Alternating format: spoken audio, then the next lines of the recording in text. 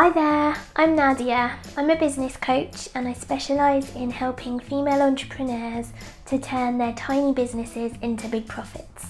Today I want to talk to you about something quite personal to me, my voice, and I want to share with you the journey I've been on really to turn something which was once my biggest insecurity and how I've kind of embraced it and turned it into something which has helped me to grow my business. Where to start? The first time I realised there was something a bit strange going on with my voice was when I was at primary school and I heard one of the mums talking to my mum about my voice, and she said something like, oh, you know, it'll change as she gets older and like recommended some sort of lessons I should go to. I don't really know if I understood at the time what she meant, but I did think this woman was a bit odd. Anyway, so as the years passed, I was at secondary school, so I was about 11, and I remember I was in a French lesson, and I really loved French, still do, and we were in the, well, I'm sure things are very different now, much more techie, but in those days you had these kind of big headsets, and there were tape machines, and you had to record your voice. You recorded yourself repeating stuff back, so you listened to the recording, repeated it back, and then you listened to yourself. And I remember the first time I heard what I realise now is me talking, I actually didn't recognise it. I didn't realise who it was. I thought, who the hell's that? There's some kid on here. Some little kid's talking French. And I thought, oh my God, that's me. That's how I sound. What a freak. And that was when I kind of decided, oh my God, this is an issue. I'm weird. I can't speak openly because people are going to laugh in my face. I think I just kind of hid a little bit more. I didn't ever go on the stage to, like, say I received a prize, I wouldn't go up. I would never talk through a microphone. The idea of speaking on a mic freaked me out completely.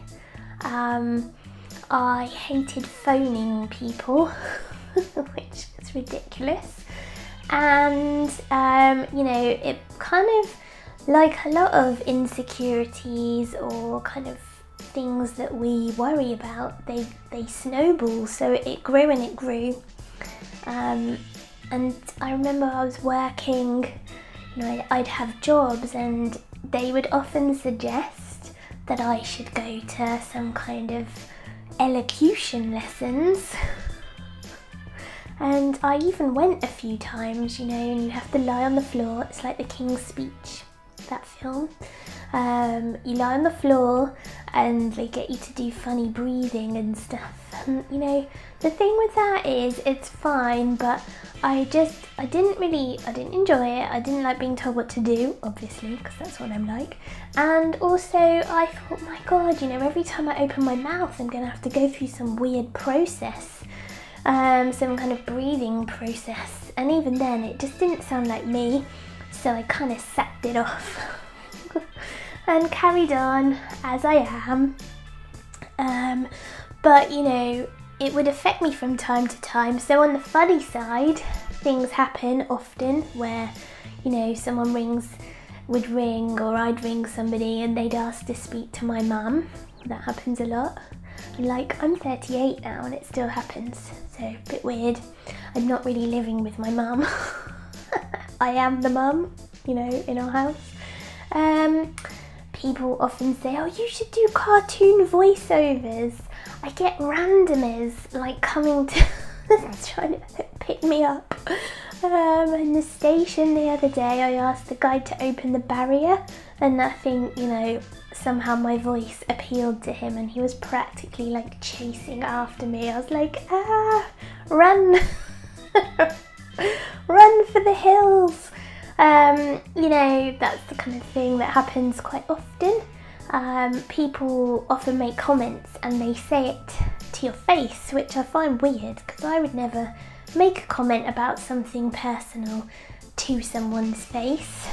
It's not polite, you know. You wouldn't go, oh, you've got a massive fat bum, and say it to their face. But, you know, somehow people feel like they can comment on this. So it's kind of followed me along, and I remember one time, you know, I was working a few years back, and one of my team kind of introduced me to the client and said, oh, she's got a little voice, but she's got a really big brain. And I thought on the one hand that was kind of a sweet thing to say, but on the other hand I was like, oh, awkward. Now they've like totally pointed this out, and dare I ever speak in a meeting again? So yeah, it's been a thing. It's followed me, it's still there. And I remember, you know, not that long ago, maybe a couple of years ago, I was really looking at my brand and how I differentiate myself from others in my field. I'd spent a few months kind of looking at other business coaches and feeling like, oh my god, I'm not like them at all, and I can't even pretend. If I wear high heels, I literally fall over immediately. And my hair, as you all can tell, is like the opposite to some sort of swishy, expensive looking mane. So I definitely just didn't feel like I could really convincingly copy other people. And why should I? I'm me. And I think it wasn't until I started doing some work on what my brand was and what made me different that there was this kind of glaring elephant with a little voice in the room. Well, you know, I've overcome, or I'm dealing with constantly, this voice stuff. And how does one go about hiding that? It's always there. And you know, if you can't hide it, then you've got to embrace it. So that was when it came back to me, this idea of she's got a little voice but she's got a big brain. And it inspired me to come up with the tagline, little voice, big business. And I figured that, you know, if you can't ditch something, you might as well acknowledge it. And almost by acknowledging it, the thing that helped me was that nobody's ever gonna kind of go make a comment about it because I'm completely open with it. So that helps too. And actually, the idea of a little voice can mean so much more. It's not just how I sound, it's the fact that I've kind of battled with this kind of self-doubt and, you know, awkwardness, a bit of shyness thrown in for good measure, and how that's affected me in my business, how it's potentially held me back, but then I've also managed to battle through it. And so I suggest to you that if there's something about you, not necessarily a voice or the way you look, but maybe there's something about what you believe in, something about the way you work, something about the way you feel, and that makes you unique. Or maybe there's something which you've kind of experienced along the way in your story, and that makes you unique. Well, rather than hide it and try and be like everybody else, I say embrace it and really try and use it in your business, because the more authentic and vulnerable you are, the more real you are, the more people are going to relate to you, and they're going to resonate, I guess, with what you're saying, and you will attract the right people for you. And how have I got through? So how did I get through the doubts? How have I shaken them off? Well, you know, originally, like I said, I was scared of making phone calls, and now, you know, I run my business over Skype. So I've had to kind of get over a lot of stuff, and I don't think there's any kind of magic solution. I didn't like get hypnotized and wake up feeling completely different the next day, nothing like that. But what I have done is continually pushed myself outside my comfort zone in order to achieve something which I know deep inside me I'm capable of doing.